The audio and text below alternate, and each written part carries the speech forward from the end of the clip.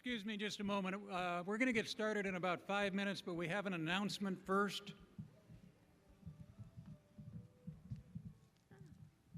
Muy buenas noches. Si alguien está usando o necesita que este evento sea traducido para usted, por favor venga a verme. Tengo maquinitas para para que todos ustedes puedan escuchar el evento en español de esta noche. Muchísimas gracias. Thank you. We'll get started in about 5 minutes.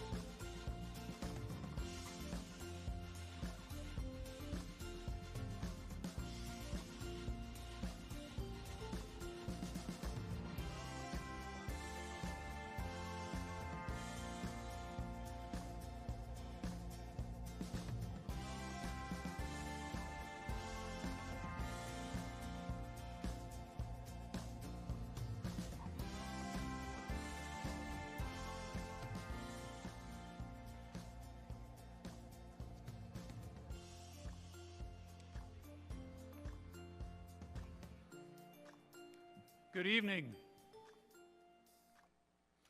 On behalf of the governing board, thank you for taking time to be at this very important event this evening.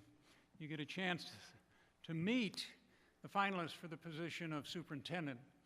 The board has been very diligent in getting to this point.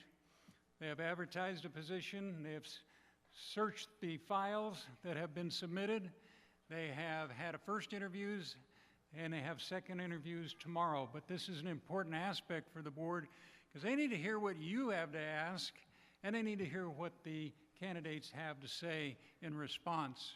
Also want to welcome those of you who are at home watching, and I will tell you that at the end of this event, there are comment cards for anyone here in the audience.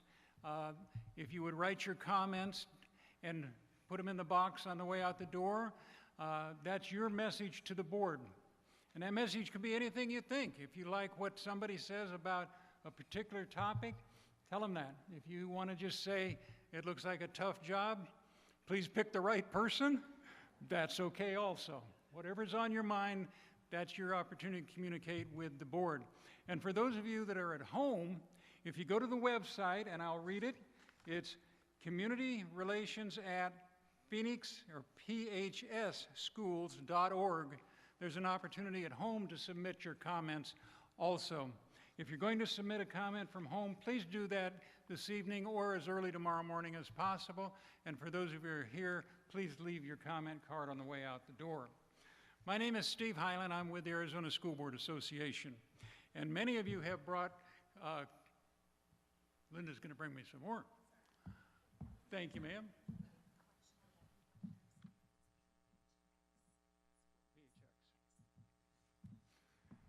Linda asked me to repeat that. It is, at home, Community Relations at phsschools, plural.org, correct? Okay. And I'll repeat that at the end also. We always, and we do tonight, have more questions than we're going to get through. We're going to be here for probably about, an hour, hour and 20 minutes with these ladies. And they'll get through as many questions as they can in that length of time. I've asked them to begin with a 3-minute overview, introductions, and a 3-minute overview of themselves. And then I'm going to start asking the first question, and they're going to rotate through the questions of who goes first. They'll all answer all the questions that I ask, but they'll rotate who goes first, second, and third, and they know how they're going to do that, right? Say yes? Okay. And I also have questions that came in from home. Some people submitted theirs electronically. Appreciate that. We have a nice mix of questions from community and from staff. I don't see any from students yet, but I do want to tell you that the reason we had so many of you wait out front was this group of ladies was meeting with students. I don't know if you're aware, but the current superintendent has an advisory council that he meets with of student leadership. Well, we invited them to come in here at 5 this afternoon, and they had an opportunity to ask questions and meet with these ladies. And they did a wonderful job. They represented the district and student body very well. In fact, if you're still here as a student, would you stand and kind of wave? Yeah. Yeah.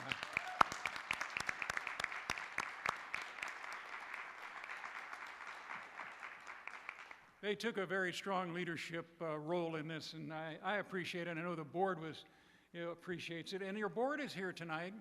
I do want to remind them and you that this is not a board meeting, so they're not making decisions and they're not talking about what's happening. They are observers tonight. They need to watch and listen closely. They get their opportunity to talk tomorrow because they're going to start meeting and interviewing again tomorrow at 9 o'clock in the morning. With that, let's begin with introductions.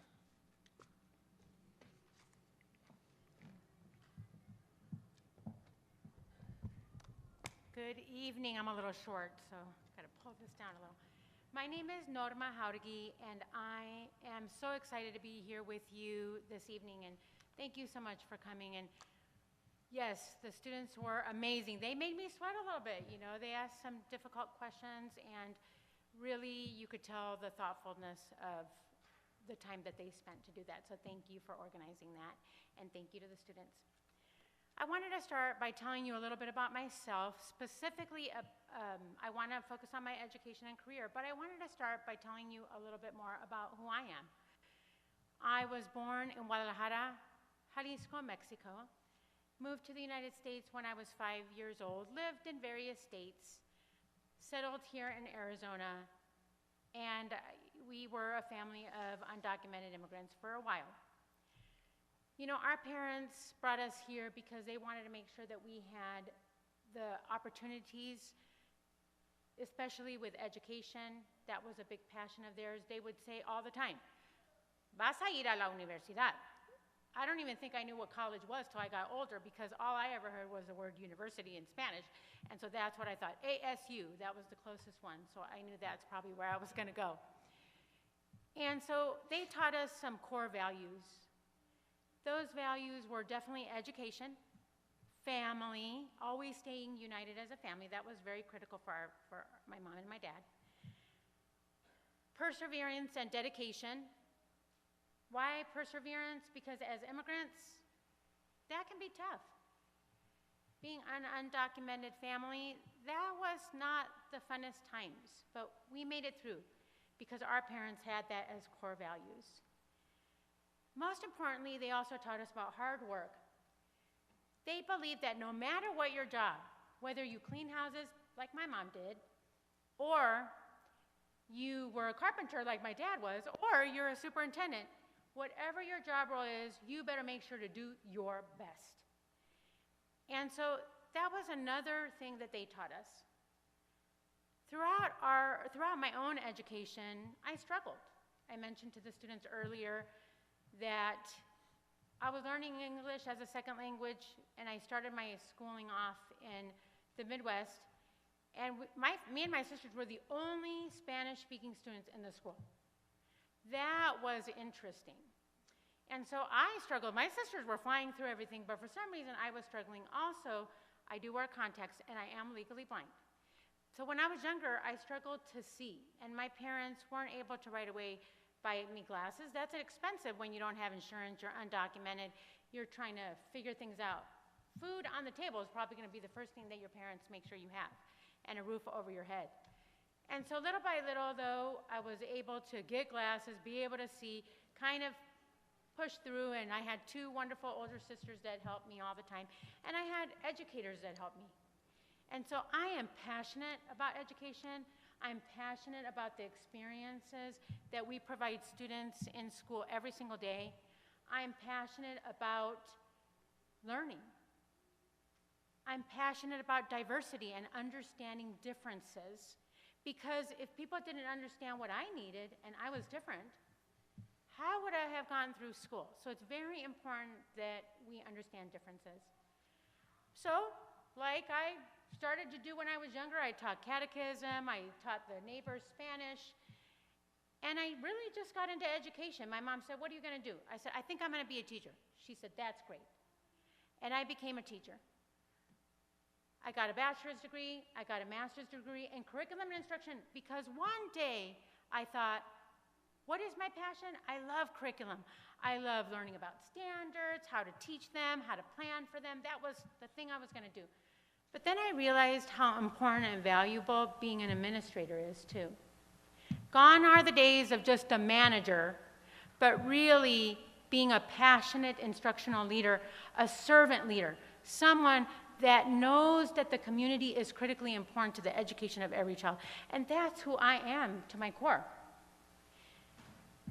I also have, as I just mentioned, an administrative degree. So that kind of pushed me towards being an assistant principal, a principal. I've been a principal coach. In my 10 years as a principal, I turned around 2 schools. Not because the teachers there weren't good teachers, not because the students there couldn't be good students, but because we just needed structures in place to help them be successful. It was an easy formula, really.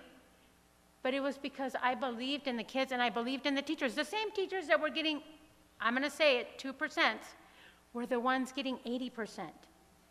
Why? Because we put structures in place to learn about standards, to learn about curriculum. That's such an important piece. And if you really understand that, you really can move a school and a district. So I tell you that I'm passionate. I tell you also that I actually went to Capitol School. I lived right down the street at 19th Avenue and Van Buren, right near that Circle K. And we walked to church and we went to Capitol School. And my husband attended this school. He promoted from Herrera. And he loved it here. And then he attended North and went to Brophy. I also have a niece and nephew that attend here. I am passionate about Phoenix Elementary School District because I know how great this district is, what great programs we offer here, and I'm excited to possibly be your superintendent. So thank you so much for being here. Thank you for listening to us, and I will pass it on to the next person. Thank you.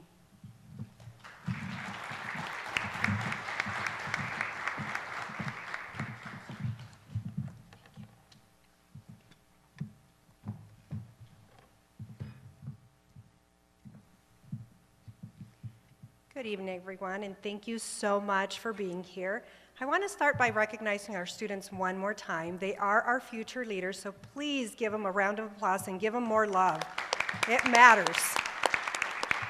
I was very impressed with their questions, and I really appreciated the intelligence that they brought with it, the creativity and the heart, because they want to make sure that the leader that's going to lead them is someone that is going to have them as the number one priority. So I am Dr. Evie Davila Hagigat. I am a daughter, a mother, a wife, a friend, and an educator. It is a true honor for me to be here with you as one of the 3 finalists for the next superintendent for you, this gem of a community.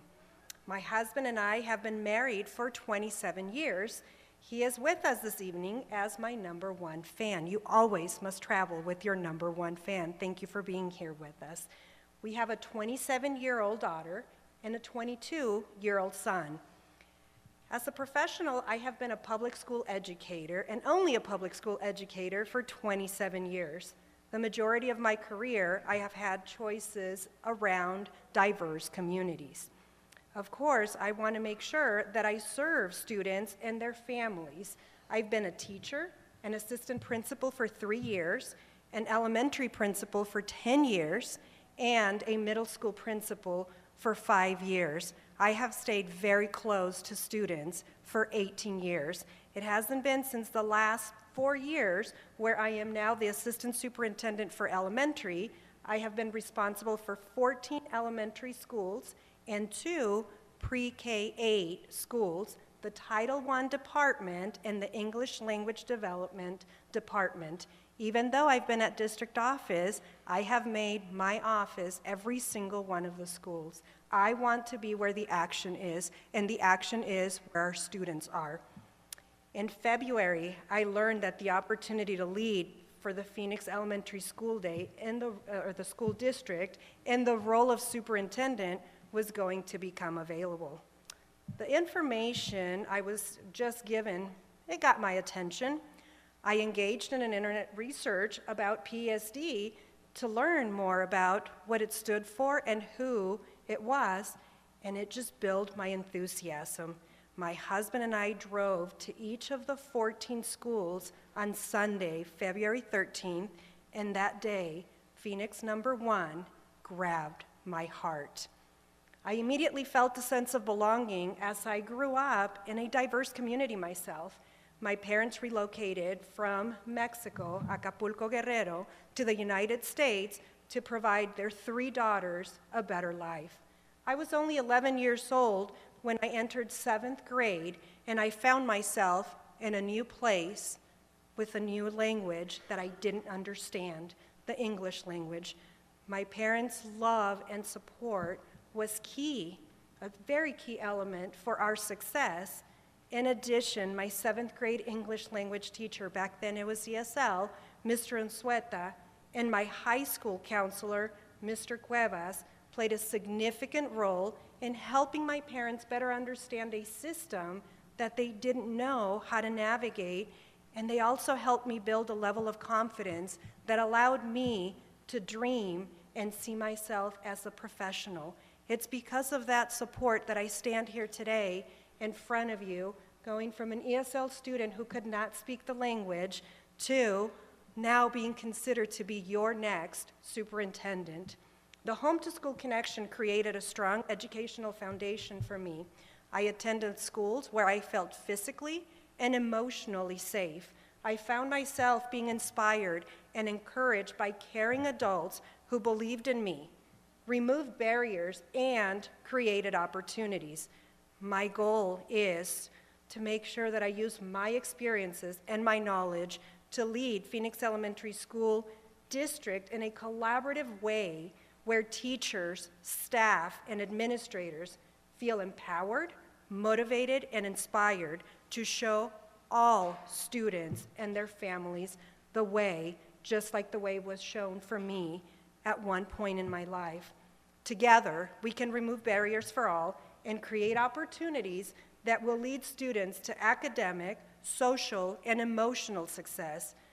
I believe all students are capable of success, no exception. I hope that you join me in that journey as we continue to work together to grow our students so that they can dream up and we have that opportunity to bring them to a whole new level, to whole new heights. Thank you for allowing me to be in front of you tonight, and I look forward to seeing you in the near future as your next superintendent. Thank you.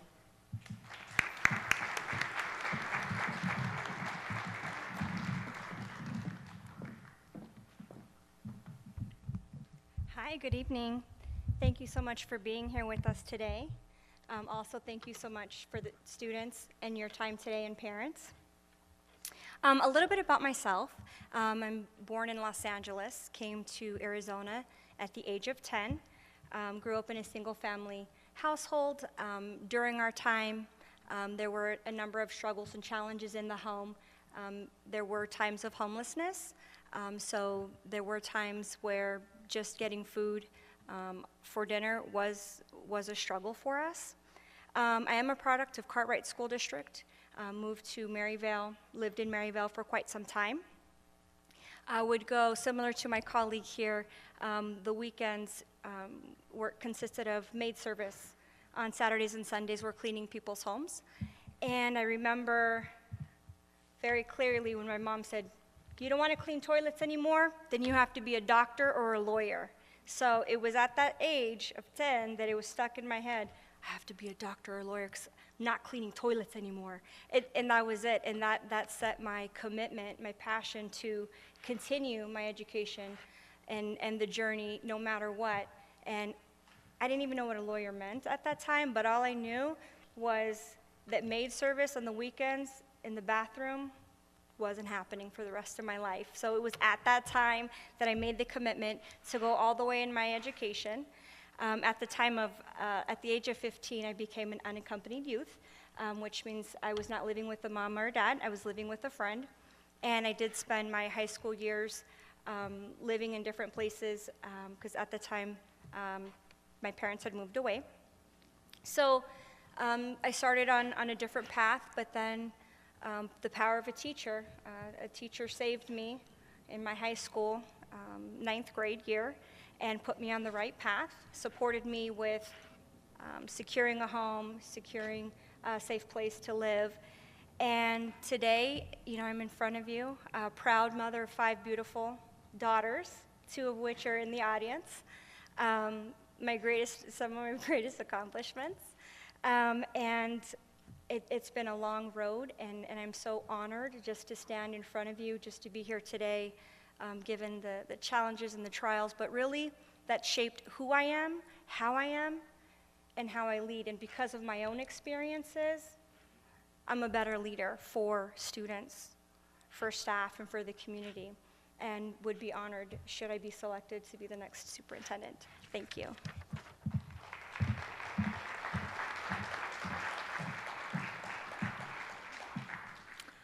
We're going to start with a question that came in from a student, and I'm going to tell you that with many of these questions, these ladies could write a book on. but I've asked them to keep their comments to about 3 minutes, 2 to 3 minutes, so that we can get through as many questions as possible.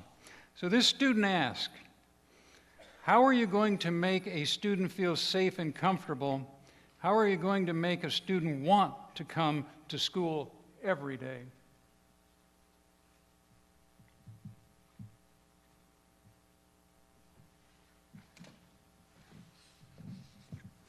I already forgot the order. Sorry about that. Thank you for the question. That is an amazing question. That is a hot topic issue. It's about safety. Safety is really about establishing structures in the school that help support organization,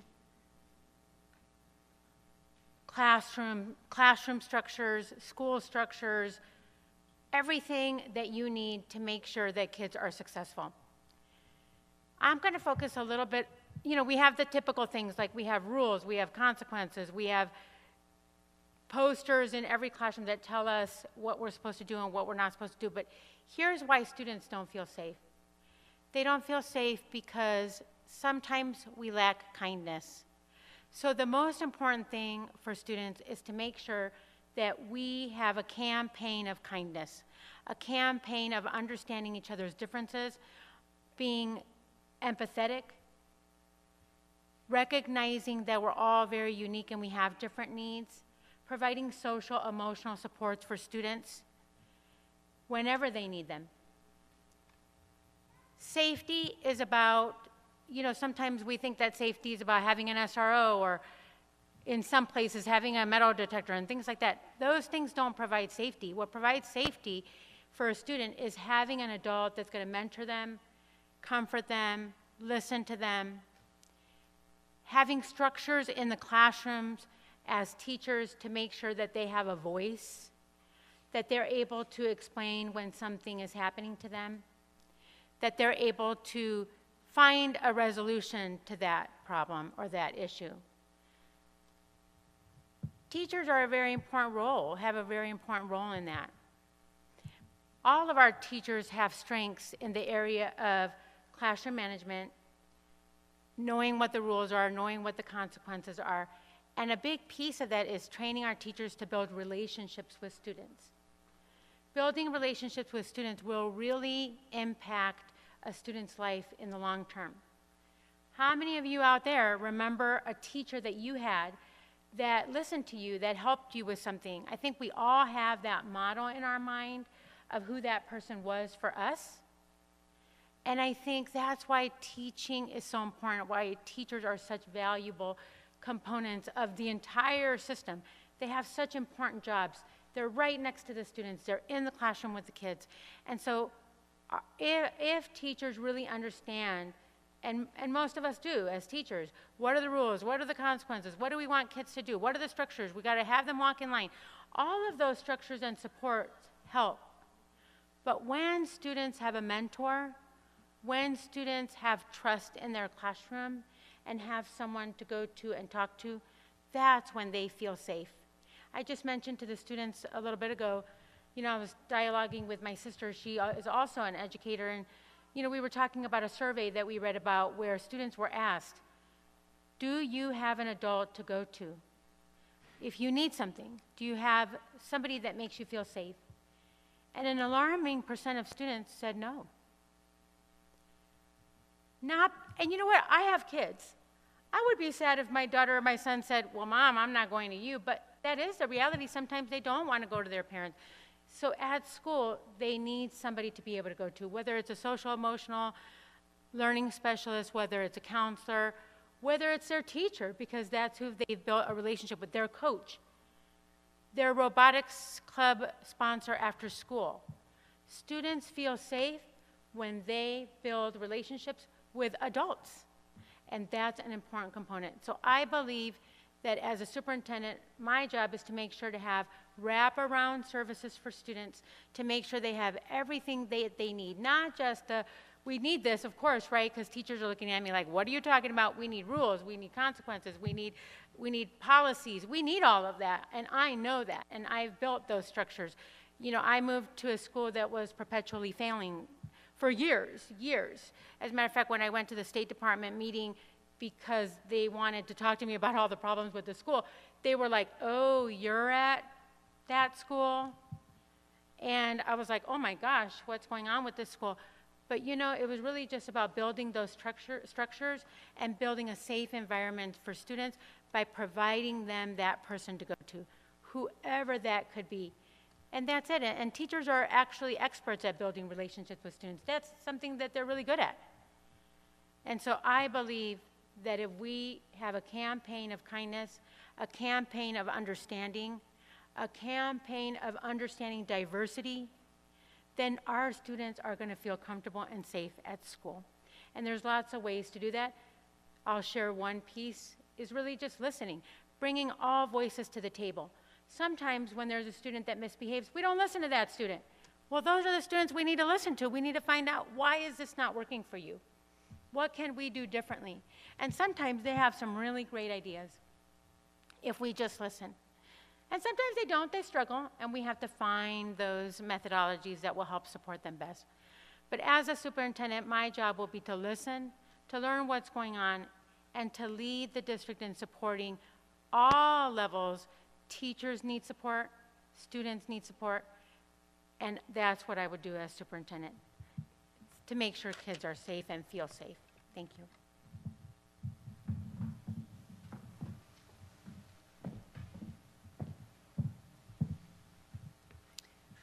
That question is very key, because without a student feeling safe, it's really hard for them to engage in learning. So right now I want to share with you two types of safety: physical safety and emotional safety. We want to make sure that our buildings are well kept and cared for. Our kids are impacted by their physical environment just as much as we are. When we do our surveys, the number one complaint that our students bring is the bathrooms.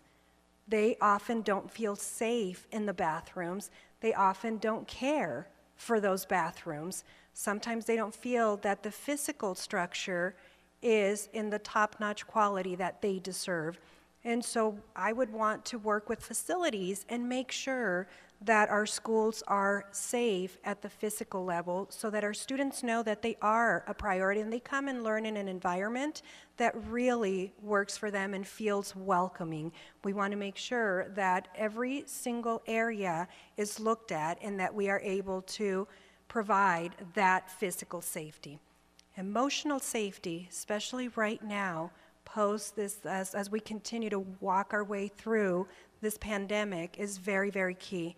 Our students have missed out on being able to connect with one another, to connect with adults, and so we need to have intentional ways to connect our students through play, through building those relationships in small groups, through having those casual lunches. Adults also needing to feel safe so that the students feel that love that an adult can bring. We want to know that they have caring adults. At home, they have that ace that is the caring adult, and they are provided for. When they come to school, you hand those gems to us, and you trust that we are going to do the job that you would do yourself in loving and caring for them. So we want to have those structures that allow us to be intentional about having students share their thoughts, share their feelings. We need to be good listeners. We need to be good observers so that we know if a student is in need when they don't even open their mouth. And so that emotional safety comes, I know that with our 2025 strategic plan for the Phoenix Elementary School District, it has an area specific to our social workers. I was able to connect with our lead social worker, Ms. Baumgardner, this afternoon, and she's very excited to make sure that we implement those groups and we assess and find out where our students are so that we can move forward and provide that safety net. We also want to address respect for all. Sometimes our kids do not feel safe because they're not being respected. when they come, they bring their own uniqueness. We all are unique in one way or another. So teaching our students and our staff to embrace diversity and to make sure that they have that environment that makes our students be comfortable. Our principals are key in that journey, because with our leadership, we are able to provide the needed staff development at the right time. So as your superintendent, I would make sure that safety is both in a physical and emotional way, would be deep involved in our strategic plan that would allow us to see what steps we need to take, what is going well, and what are the areas that we need to focus and prioritize so that our students can come to school with a smile and feeling connected to at least one adult, because then we know that once we have them in a position to learn, then the rest is learning and excelling at the best of their ability. So let's work on the physical and the emotional safety of our students.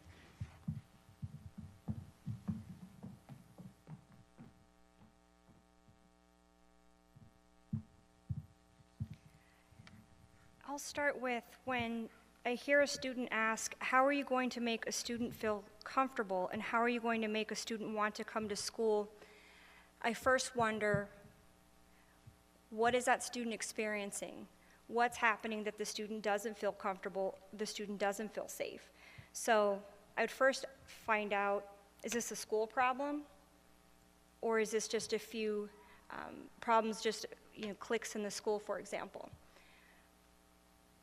But a student's going to want to come to school if there are programs that are there that they want to participate in. A student's going to come to school if they feel safe, if they like their teacher. What did we learn from Rita Pearson? A student doesn't learn from a teacher they don't like, right? So if we know the magic happens in the classroom, it starts with the teacher. Our building leaders, they lead that work. The culture in the building, is it positive? Are we implementing, for example, PBIS? Do we practice restorative practices? High expectations would be expected, and that includes behaviors, not just high expectations for academics, but how we treat each other. How are the adults in the building behaving? Because that matters too. So how are we going to make a student feel comfortable and feel safe? Well, that would start in the building with the building leader, because that's the work that they lead, but it's the climate and the culture of the building. That's where it starts. And then the practices that the teachers would have to buy into, right? It's not the principal just telling the staff what to do and how to do it. It's a team approach. It's a family, right? We know the school building is a family, and it would be that the high expectations, the expectations that we treat each other with respect and with kindness, that would be another start. But behavior is communication. So if something's happening, I'd wonder what is happening, and ask more questions around that. But it really is the climate and the culture, making sure that it's positive in the building, and making sure that our principal's addressing any issues if there are any. Thank you.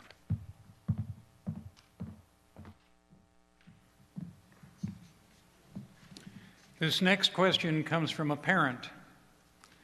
Where do you stand on supporting curriculum and policies that are culturally responsive and accurate for our students?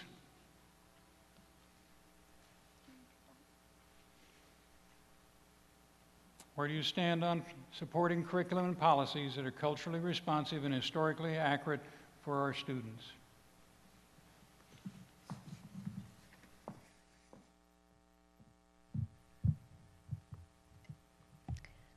I think it's key for us to have curriculum that is cultural responsive. We need to show our students that they can see themselves in the literature that they're reading. We need to make sure that our students have the ability to connect with what they are reading and to clearly understand, so that we can create that sense of belonging for them. So many times, I remember being able to read a story that I did not connect with because I didn't understand all of the different behind the scenes that was taking place, because I was not raised in the United States of America. And so it made it very, very hard for me to connect with the reading, and it just became technical work that I was not passionate about, so I would lose interest. I would entertain myself with other things that just made more sense for me. So when you bring literature that brings in from indigenous people, it brings from our African Americans, from our Mexicans, from our Chinese students, it doesn't matter what the race or culture is. What matters is that we introduce our students to a variety of literature so that everybody is able to connect. I remember growing up in Mexico, that it's something that they did very, very well. They brought history to life, and accurate history. Often they were not hiding what were some of the very intense times during our history that sometimes we may not be proud of, but we certainly learned from. And so we want history to be accurate so that we honor the past and we're able to learn and then move into the future with a clear understanding. It's time for our students to have what really happened as they learn through their social studies or through their English or through their science, so that we don't confuse the outcome. We increase and enhance their understanding so that they can start making choices in understanding how they can use what we teach them and apply it to the real world. So where do I stand? It needs to be done. It hasn't been done at the level that our students deserve. And so we want to make sure that we look at our curriculum carefully and pick out what they are reading about and what is the accuracy. We owe it to them, because when our parents send their kids to school, they trust that we're going to give them information that is trusting and that will help them develop themselves, because we depend on them. They are the next generation. And the more we are able to support their learning, the better we're going to fare as an overall community.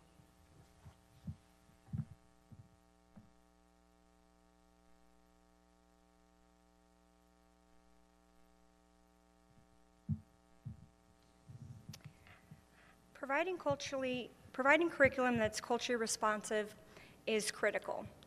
I will give you an example of recent work that I led in the school district. Last year during the pandemic, we led 6 curriculum adoptions. That included social studies and English language arts.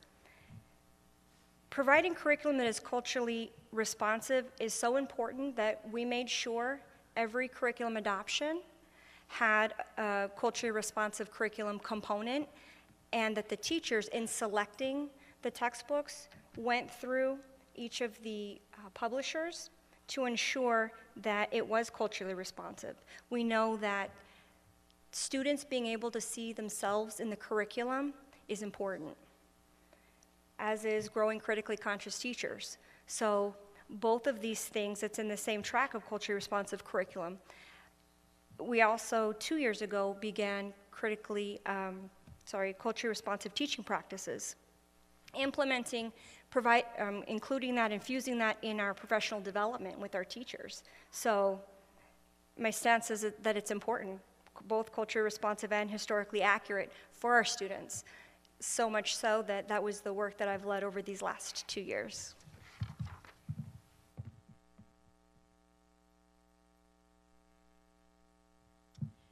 Thank you for this question. I think it's also very important.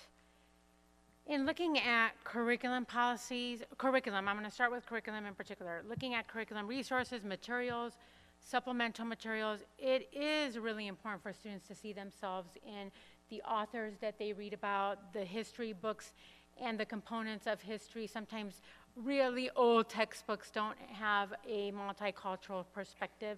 So it's really important to look clearly at the curriculum and say, do we have up-to-date, culturally relevant material that really looks at history for social studies in a much larger, broader perspective, and allows students to be critical thinkers in history. That's really important with the standards.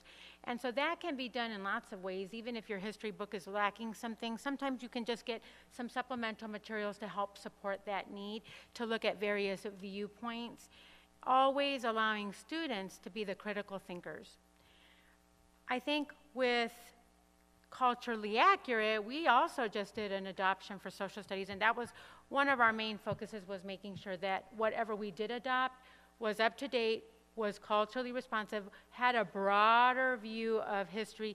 And you know, there are really some great resources out there now, because I think that people who make history books really understand that that has to be part of what's in your history book. Looking at science, though, is also something really important. You know, there's scientists in history that have been black, that have been Hispanic. And we need to know who those people are. Kids need to study about a variety of different scientists, authors, and be able to see themselves and listen to these stories and read about history in such a way that they can connect, that they can feel like their history is just as valuable as somebody else's history. So I think that we all agree that it's critically important. The question is, how do you get there?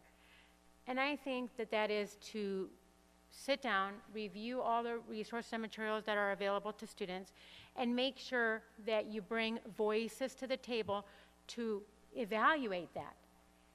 If I could sit in the office and evaluate that all by myself, all I want, I'm going to miss this, I'm going to miss that. I need to bring the community together. I need to bring our indigenous peoples together, our blacks in the community together, our Hispanics together. I need to bring everybody together to look at those resources together, to say, is this what we want our students to see? Is this what we want our students to have access to? We need all voices at the table to look at that, not just at the district level. We need to make sure that we do that together with the organization, with the entire organization, with stakeholders, with students, with parents, with community leaders, so that we know that we're doing what's right, not by our standard. Of course, we have some policies, but by the standards set by the community that we serve. I think that's where I would go with that. But also with policies, sometimes there are policies in our board, things that we adopt, that sometimes we don't look at a clear lens. We don't say, okay, wait a minute, is this policy inadvertently leaving people out? Is this policy inadvertently being exclusive instead of inclusive? We need to also be critical thinkers ourselves as a board and as the superintendent, as we review policies, to make sure that we have that lens every time we review any policy that comes across our table, and even past policies. You know, we always get those updates, and sometimes they don't change very much, but we really need to evaluate those pieces.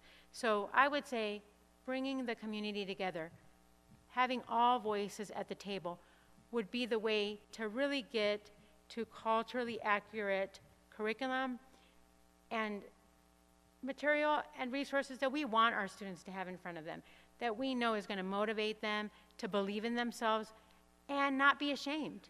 You know, when I went to school, I read a lot about lots of history. I was never in it. So I didn't understand how important and rich my culture was. And so I had to go back and do that later when I was in college, but we can't wait. We can't afford to make our students wait. We need to make sure that they're studying those things now, as early as kindergarten, first grade, second grade. How can we bring all of that together? But again, not us at the district office, not just in curriculum, but bringing people together to look at those things. Thank you.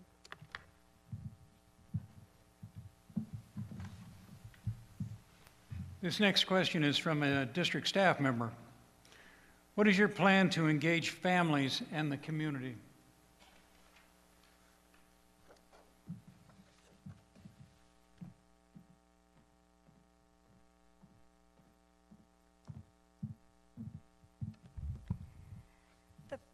Well, first I would create the plan, but strategies to engage families and communities would include first starting with forums, opening access. So meeting with families, hearing, listening, I would call it a listening tour, meeting at the school sites. A lot of schools already have coffee with the principal, for example, systems already set up to communicate with families, but working with our I don't know if it's the teaching and learning department, but working with the family engagement, family involvement folks to improve upon the programs, working with our staff. We know the first connection to home is the teacher, so asking the staff and the teachers, what can we do to bridge the home to classroom connection, but really opening it up, making sure there's access, I'm accessible, and having forums to host, not just at the district, but in the community, not necessarily school site properties, but being out there, being visible and connecting with the community and seeking the input.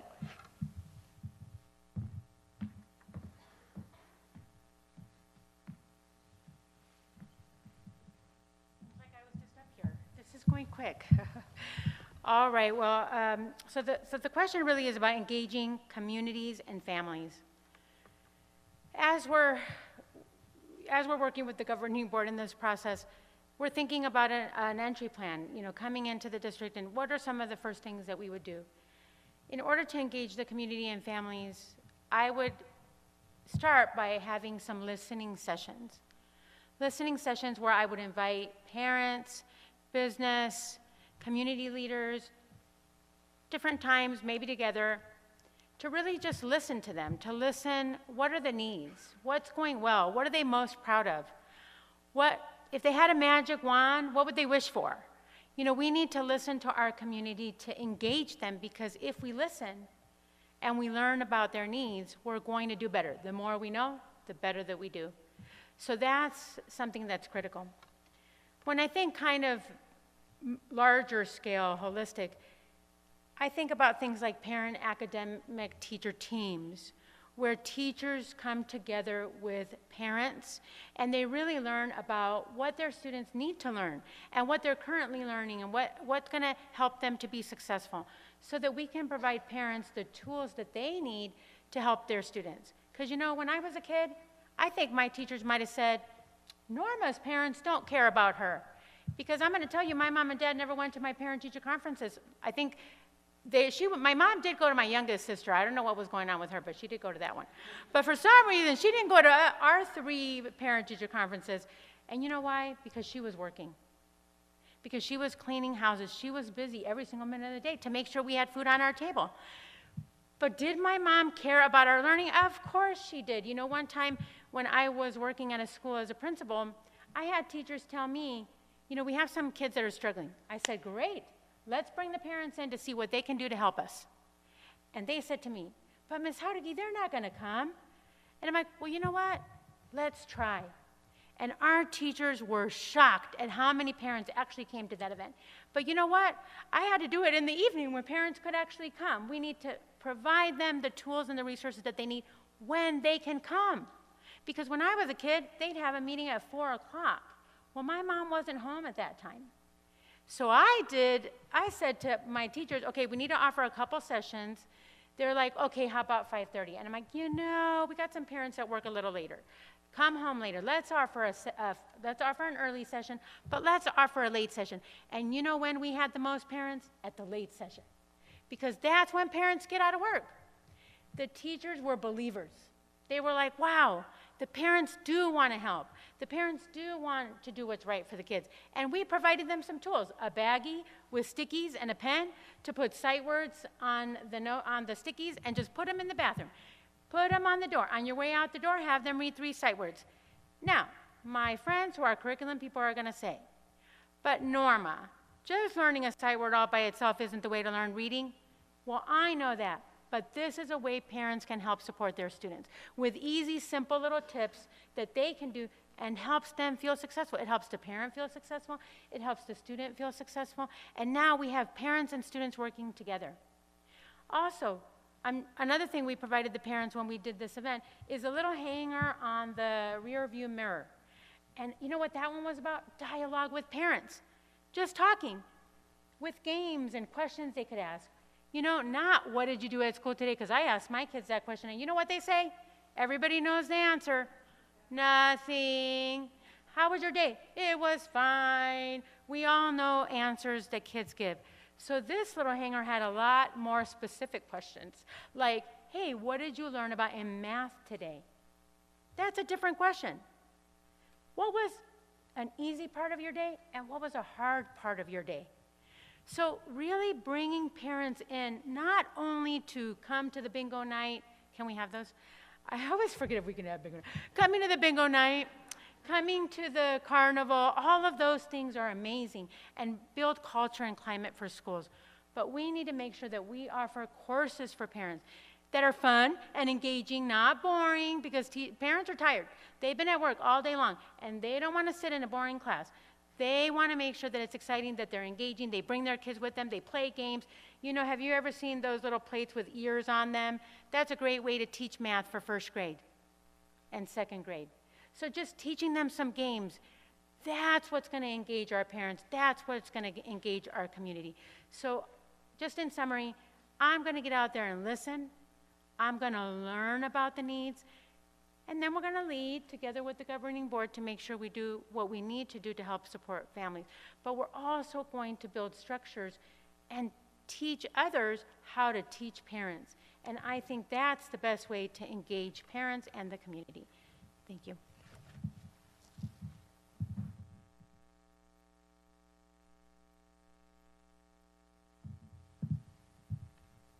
As I shared with you in my introduction, family engagement was key to my success.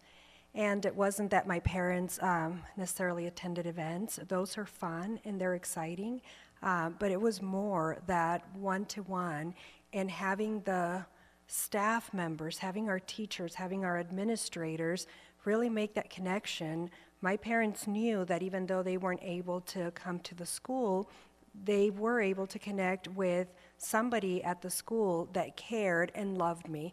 And so sometimes it's important, actually all of the time, it's important that parents know who to go to and who is that key individual at the school. And that's the very first start, that face-to-face. Of course, events, we're today in such a beautiful place here with the fine arts here at Herrera. And so anytime you have students involved, parents show up. We would trick sometimes parents in coming for our Title I night, making sure that there was a performance because everybody wants to see their student perform. They want to take those pictures and they want to feel special. We kept it brief. We were not cruel. We just knew it was a mandate that we needed to accomplish. And so for family engagement, we need to be creative. We need to acknowledge that when our families send their students to school clean, fed, and ready to learn, they are engaged. So we need to recognize that and make our parents feel valued and heard. We also want to have open forums similar to what we're having today so that we can hear the voices of our community and understand where it is they're coming from and what lens do they bring so that we can know if we're hitting the mark or if we're not. We want to use other resources. I just recently was at the Dream Academy celebrating 33 families that through ASU were able to learn how to support their students and how to break that code, educational code, so that they can have the financial ability to send their student to school, as well as the details that they don't wait until high school to prepare for that post-secondary experience. So partner up with community and bring them along so that they can support our efforts. I do want to share another experience at the district level. We were having a hard time having tutoring for our students, and so over the summer, my executive director and I thought of a program. We made it up, Beyond Move On When Reading, and what Beyond Move On When Reading does is we use our technology to connect with our families that are needing that support. And so it's treated like a telemed, where you have an appointment and you need to make sure that you're there for 30 to 45 minutes and your student gets tutored. What we found is the attendance was in the 90%. Our families, we reached out to them, we met them at their home with technology, and not only did it help their students with their academic achievement, but it also helped us create a bond with the family. So for me, family engagement is key, and it needs to be one family at a time, and we need to know who are we engaging and who are we not engaging, so that we try different ways. A variety of ways will allow us to reach many of our families.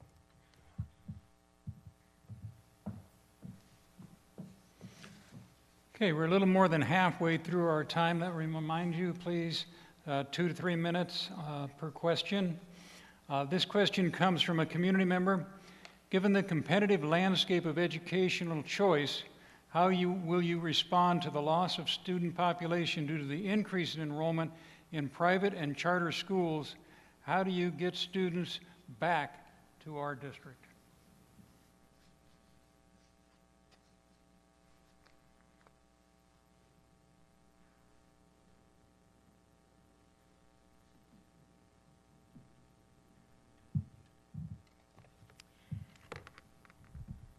Enrollment and declining enrollment. This is an issue that is impacting many districts, not just Phoenix Elementary School District. And I believe that in order to address bringing kids back from charter schools, we need to promote and enhance what we currently have in place. You know, I mentioned earlier, my sister-in-law, she's here tonight. She brings her kids to Phoenix Elementary every day. She drives here, she drives into the city, she works in the city, and she brings her son and her daughter here. And why does she do that? She does it because there's a good quality program that she knows is amazing, and she wants her kids to benefit from that program. So it's really about looking at what are the strengths that are already present here in the district, what school programs are available, finding out what parents are looking for. Having a community session with potential parents or parents who are already here who tell us, you know, it would be great if we had a robotics program. Maybe they're looking for a STEAM program. Maybe they're looking for more dual language, more arts. I think it would be important to, again, listen to the community's needs. Listen to what parents are looking for, not only Phoenix L parents, but other parents. But our Phoenix L parents aren't unlike what parents are looking for, right? That's why there's a choice in school. So we want to identify what are the strengths of the district in offering these specialty programs, what is really speaking to parents in reference to what they're looking for. Why? Why are they choosing some of those charter schools? Is it a traditional academy? Well, there's one right here.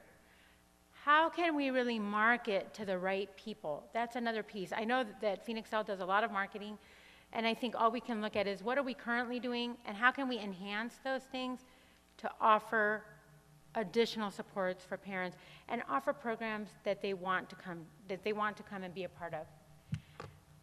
But I think sometimes also it's about celebration, celebrating what's happening, celebrating the programs that are here, and really making them big. You know, if we have a STEAM fair and we know that parents are interested in science academies and math, we want to also offer those things in our own district.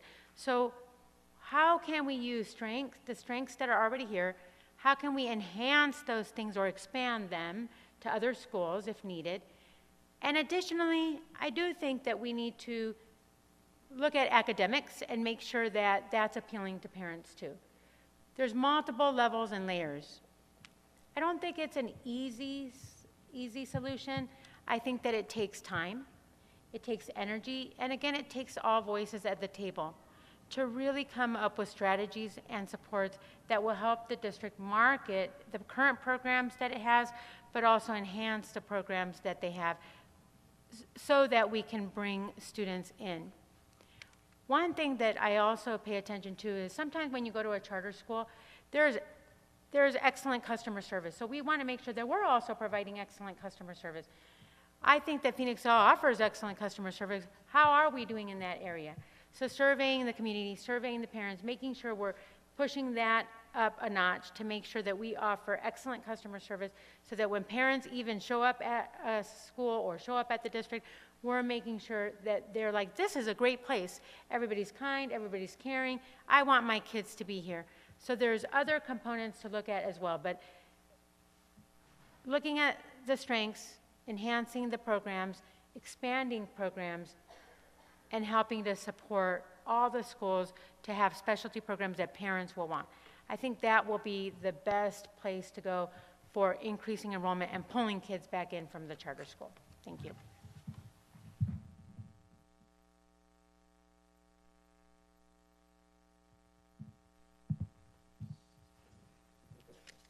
How to get students back to the district, I would be able to give a more comprehensive answer with some questions. Some of the questions I wonder, where are the students going?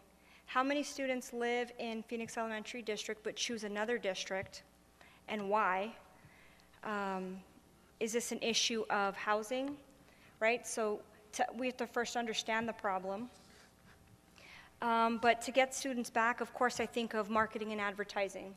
To my colleague's point, what do the families want? What do the students want? And do we have that here? Are we offering it? Another strategy would be to strengthen our instructional programs. What did Kevin Costner say? Build it and they will come. There's some truth to that, right? If you have the programs parents want or students want, they'll come.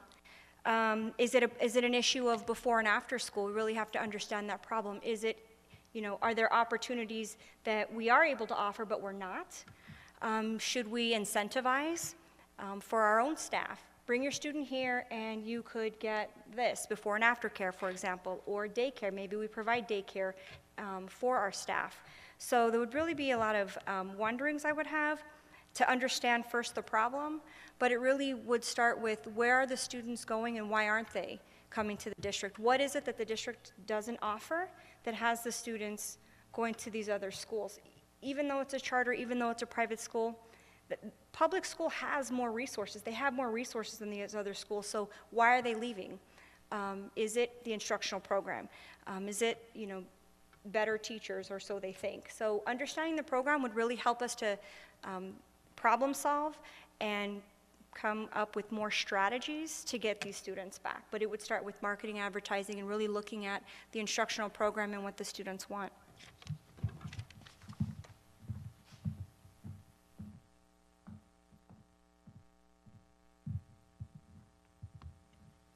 As public schools, we continue to compete with charters.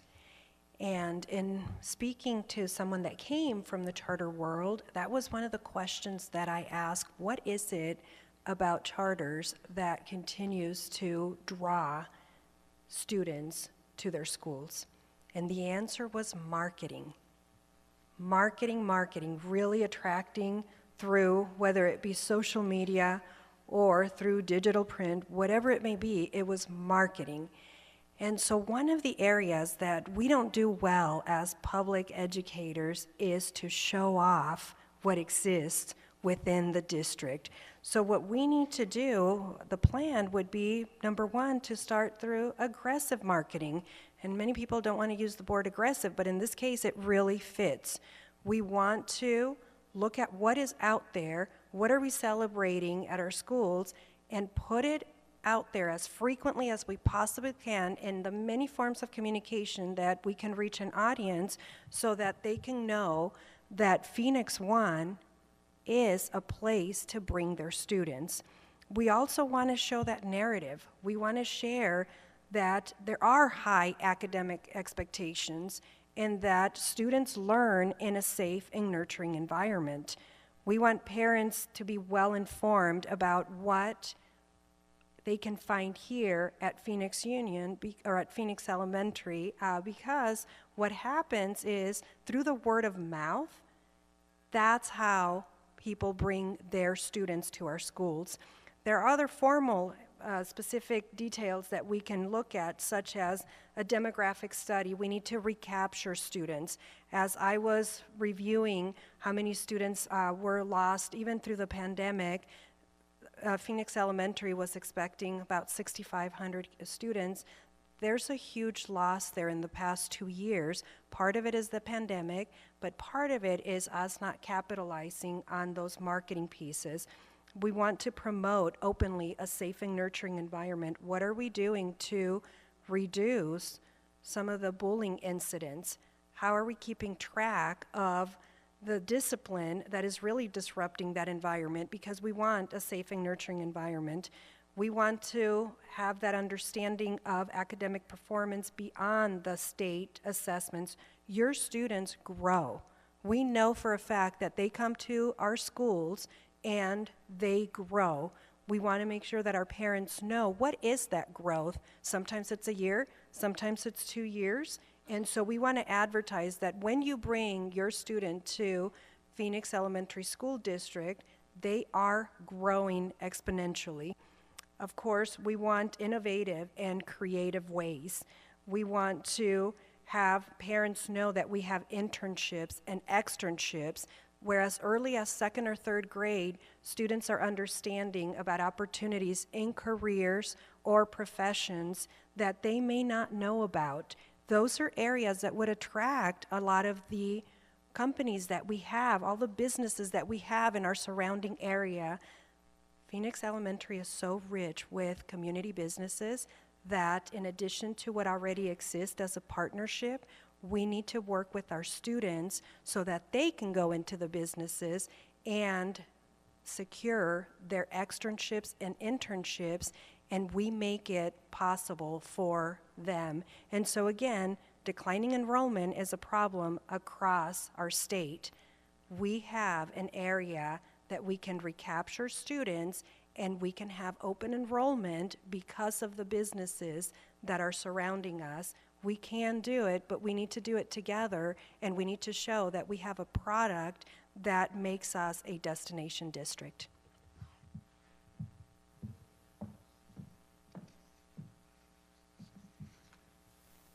This next question came in online, submitted by a community member.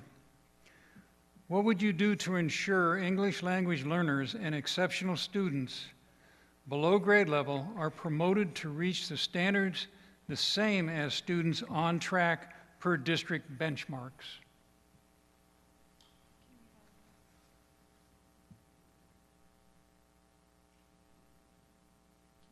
Sure.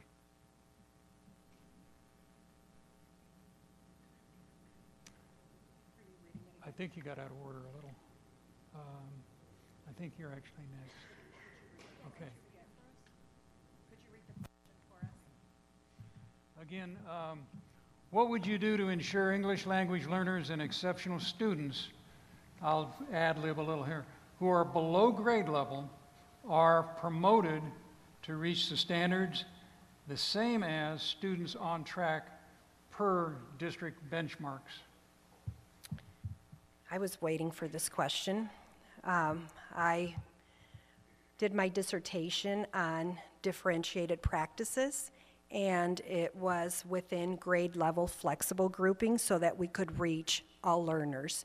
And so how you're able to reach all learners is by being able to work with the teachers and the staff that is available to you. And you group students into flexible groups based on the standards that they have mastered or they need to continue to work on. And so what happens is students are able to attend a group that is going to help them in stretching wherever level they're in, and it allows for students that are excelling to continue to grow. How it becomes extremely effective is because throughout the day you have a time where you're in a heterogeneous, all students regardless of their level are in the classroom receiving at grade level standard information. And then what you do is through the scheduling, the master schedule, it shows a time for interventions and enrichment. And during that time, students that are at a higher level are able to really perform without feeling like they're being held back. What I was excited about was that when I was watching one of the board meetings, Dr. Gonzalez was sharing how they're in the early stages of implementation of flexible grouping. It works. It took a school that I led from an underperforming label to a performing label, and it maintained in that manner. So I feel that as the superintendent, I would be able to bring those expertise. There is no reason why any student should feel like they're being held back or being nervous because they're not performing. If we intentionally provide a system that allows for students to grow at their pace and have that level of confidence through differentiated instruction, we are able to reach all learners regardless of where they are initially.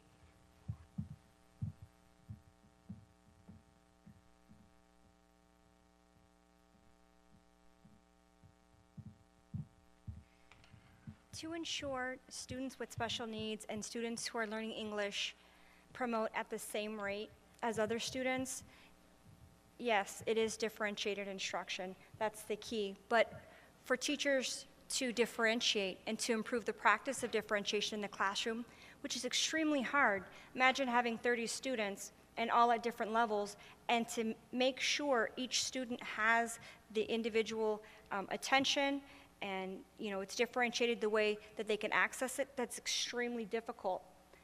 It also starts with training the teacher, making sure that the teacher, we central office provide the support that the teachers need to learn how to differentiate. That comes with differentiated professional development. So if we're meeting the different needs of the students, we have to meet the different needs of the teachers. What does professional development for our self-contained teachers look like? What does the professional development for our resource teachers look like? So in order to improve the academic outcomes of students in these two subgroups, we have to increase the support for our teachers in the classrooms who are in front of these two different subgroups. So we need to improve professional development, differentiate it, make sure our teachers have what they need, and to be successful with differentiating instruction. It's not, necessarily a skill set. Think of the self-contained classroom. Not every self-contained teacher comes, with all the professional learning that they could have to be successful. So it would be critical to ensure that our students, for our students to have what they need, it's critical that we ensure that the teachers have the support and the resources they need. Because it's not just training, then it's the resources. How, what are they using? Both of those would be true in meeting the needs of our students.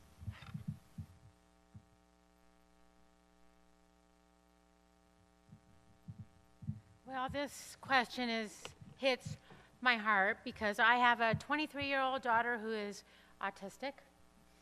And she is considered low functioning, but there's no way that that's the case, because I'll tell you what, she can tell a joke, she can make you laugh, her vocabulary is amazing. Sometimes I'm like, what did you just say? And so I know that, we've been talking a lot about all kids can and will learn, and I believe that fundamentally. I think that on a curriculum and instruction platform, that's been my background. I think what I've learned is this.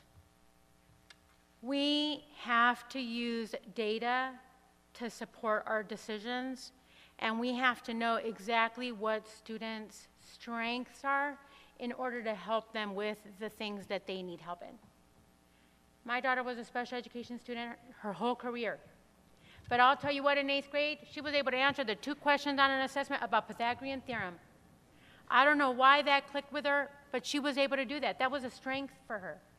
It is very important that we look at students' strengths in order to support them in their needs, and we do that with data. We do that with understanding exactly what the skills are that students need in order to be successful. And teachers need to understand that. So part of the work that a superintendent needs to do in leading the district is making sure that teachers have the tools that they need to provide instruction at different levels, that they have the time to implement those tools and support the students, and that they have training, intensive training in different areas. It just depends on the need. But we also need teachers working together. Gone are the days of one-room schoolhouse. When I was a teacher, I hate to say this, but when I first became a teacher, I can't even believe I'm saying this, it was like I was in this room, that teacher's in that room, that teacher's in that room, and we all kind of did our own thing. And then little by little, we started moving to these in-depth collaborative teams. When teachers work together, when there is collective efficacy, when we believe that together we can do more, teachers do. Teachers do amazing things when they collaborate and work together. Part of that work has to be about looking at data, understanding each individual student's needs. And yes, we can group them together. We can have flexible grouping. We can make sure they get the skills that they need in order to be successful. But we have to do two things. We have to keep them in the content, like my daughter with the Pythagorean theorem that she was able to get because she was in class to learn that with her math teacher. And we need to fill those gaps as we're going along to make sure that they don't get farther and farther behind. English language learners, I am an English language learner. I make mistakes all the time because I'm an English language learner, even now. I'll tell you what, my staff was laughing at me one time because I called it the horse under the rug. I think I mixed two idioms together. I don't know what the real one is. But as an English language learner, we have special needs. And those needs are really about language. Because, you know, when I was a kid, I didn't talk a word in class, but my sister was always talking. So then when I got to the next teacher, they'd say, "Oh, are you Emma's sister? You know, you're probably going to be just as talkative as she was." But I was one of those silent ELL students because I didn't want to make a mistake when I was talking. I didn't want to say the wrong thing. So we need to really understand our English language learners' needs. The Azella assessment, I know teachers, it gives us a little hurt on the side when we have to give the Azella. You're like, okay, here we go, we're giving the Azella. But the information that we get from the Azella is very helpful. It tells us whether or not the students are struggling in reading and comprehending the English. It tells us if they can write and use their words that they've learned to effectively communicate. It tells us about their oral comprehension and their ability to speak. All of that data helps us to make better decisions for our English language learners. And it's about providing, again, teachers training around what are those strategies in the classroom that they need in order to be successful. I know there's some language out there, and you know, I'm from the old school language, but I'll just say some of the language that is newer, which is that 50-50 model. Kids have to speak.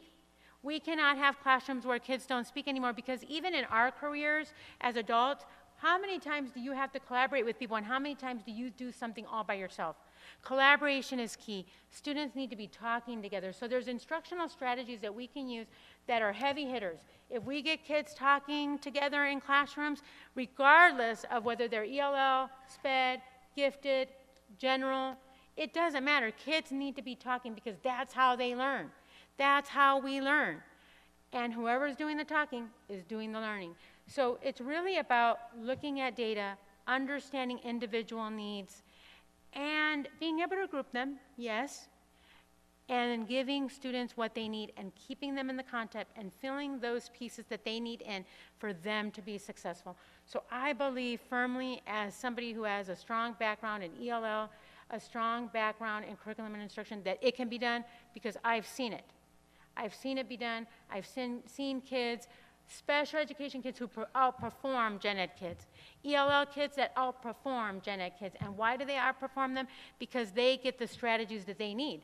So why don't we give those strategies to everyone? That's definitely what I've learned over the years. There's instructional strategies that just work. And then there's data, knowing exactly what they need and how to differentiate. So I'm a passionate believer that all kids can and will learn, and we can make sure that they don't get left behind. Thank you.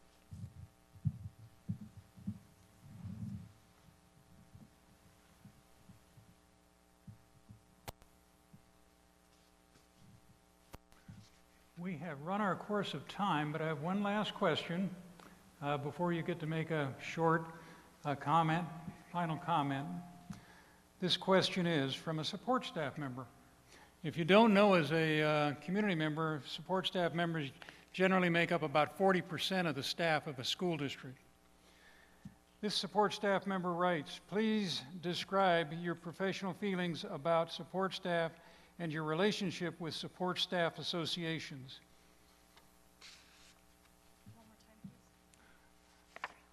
Please describe your professional feeling about support staff and your relationship with support staff associations.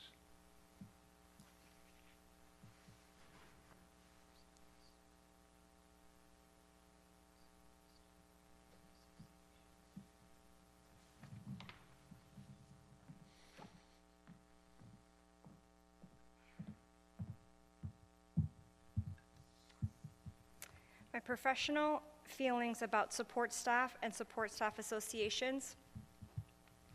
First, let's be clear, we wouldn't do the work that we do without support staff.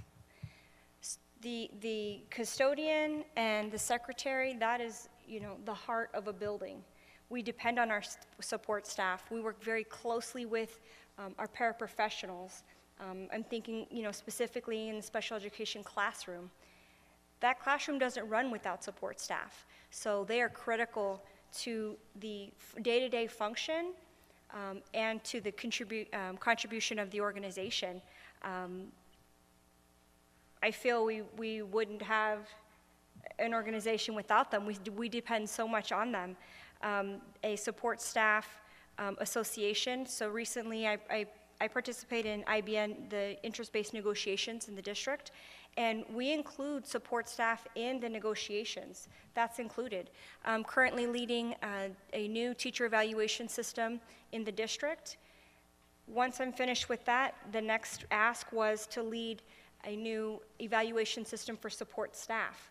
So they're included in the work. They're included in the work for students and achieving outcomes, and they're included in the work for professional development. We're currently creating a track for professional learning opportunities for our support staff. So without them, we wouldn't be functioning, and we're also committed to professional learning and making sure they're at the table, especially when decisions are being made.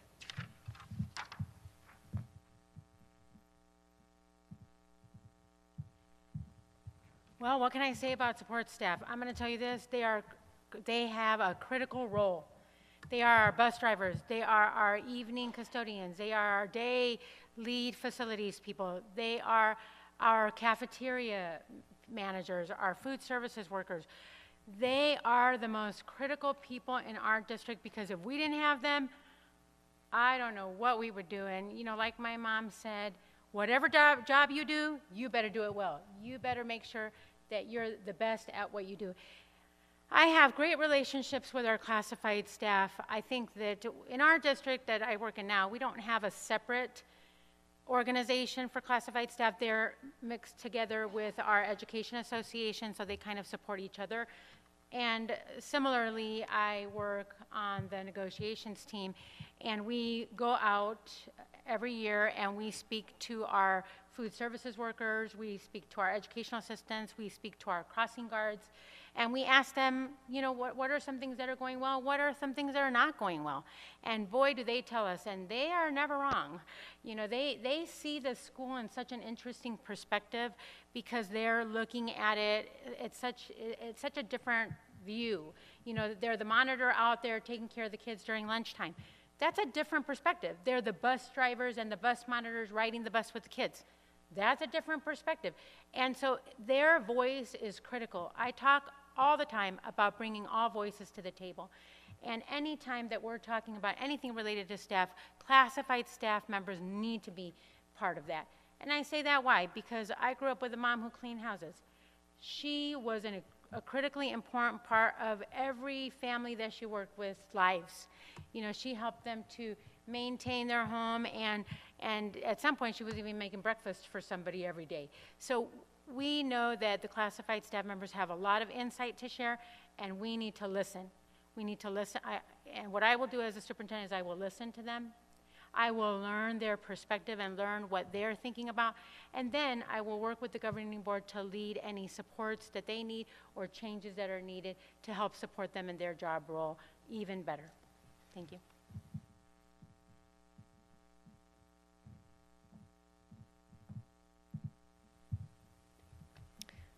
Through my years at the site, I have found that each member plays a key role in our system. And for me, every adult is an educator.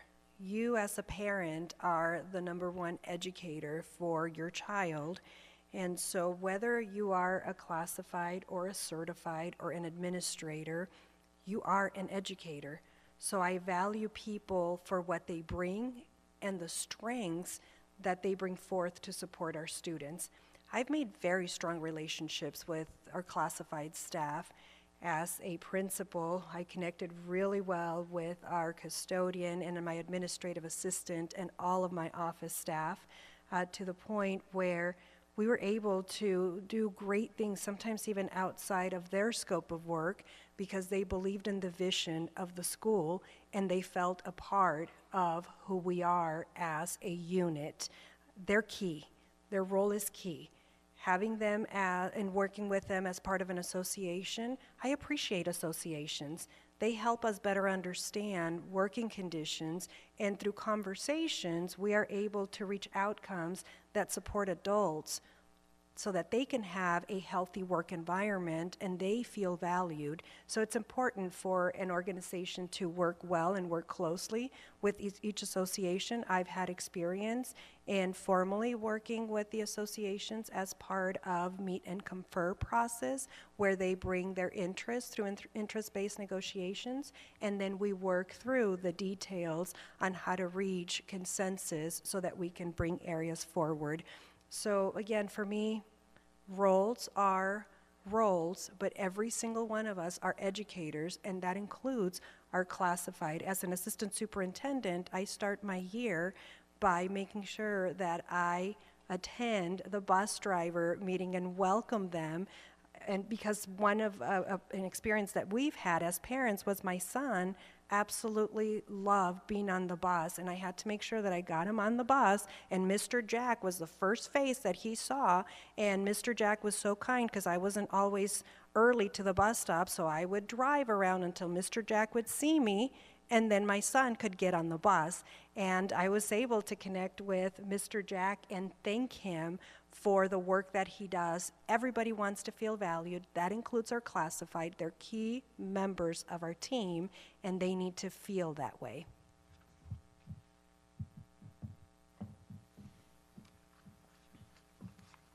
Before I ask each of these very talented ladies to make a brief closing statement, I want to remind you that your comment cards are very important to the board. Please drop them off as you exit. Also, I want to remind the folks at home that are watching that they can submit theirs through an email to communityrelations@phxschools.org. And also, when we finish, the district has provided some cookies and punch, I believe, and the ladies will be down on the floor if you'd like to come up and meet them and say hi. That is a very good time for you to make a personal connection with them. But before we do that, 30-second closing statement. Put it all in one short capsule, what you're thinking. All right, well, I wanted to just end with the fact that when you get a new superintendent, you have to build trust. And I think that trust is going to be the key to a successful partnership between a superintendent, a district, the governing board. And so I know this about trust, that you can't just trust somebody right away, that I have to earn your trust through communication, through systems, through structures that allow for open dialogue. And so I commit to doing that in the role of superintendent, that I know how important trust is and transparency, and that would be part of my goal if I was selected to be your superintendent. I'm sure there's lots more I would like to say, but I'm keeping it to 30 seconds.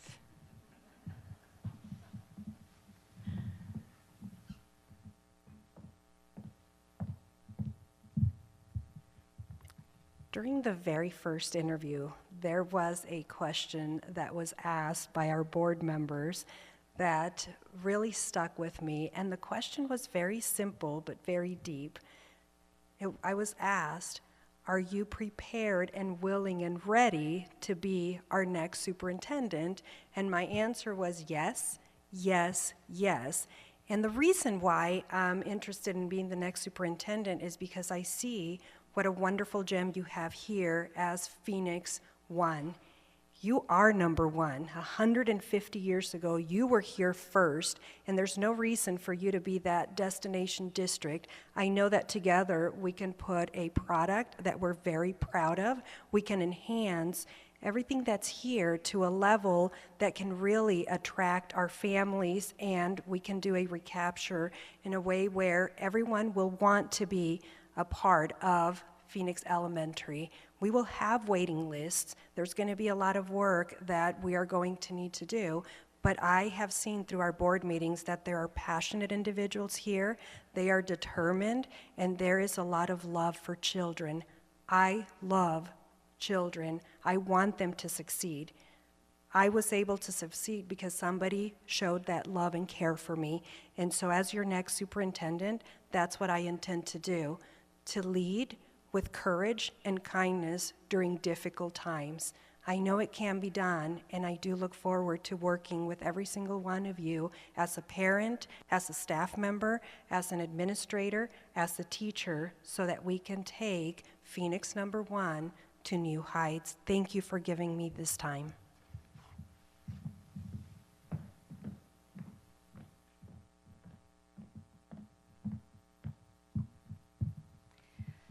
First, thank you for sticking with us. We know that there's a lot of better things you could be doing, but you're here with us, so thank you for your time. Thank you to the Phoenix One team for putting this together for us. Principal Ardon, thank you so much for letting us use your beautiful space. And to my colleagues here who have had the pleasure of getting to know. At the end of the day, we're all in this together, so to be sitting next to two strong leaders is an honor. I'm an educator, but I'm also a mom. I'm a mom of students in public schools. So when I make decisions based on what's best for kids, all kids. Who is going to lead the district for the next decade? Someone with success in urban school district.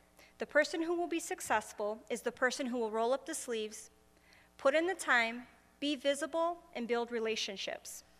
We know that Phoenix One needs to find the person who is the best fit. They need somebody who is stable, who is accomplished, and who knows the community. So for me to suggest I am the right fit, it's because I have the stability, the commitment, and the dedication that is needed.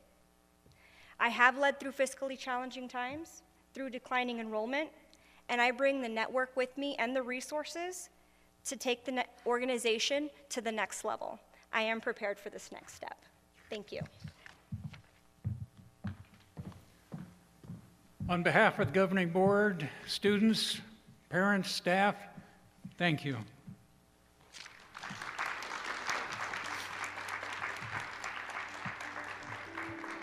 Good job, ladies.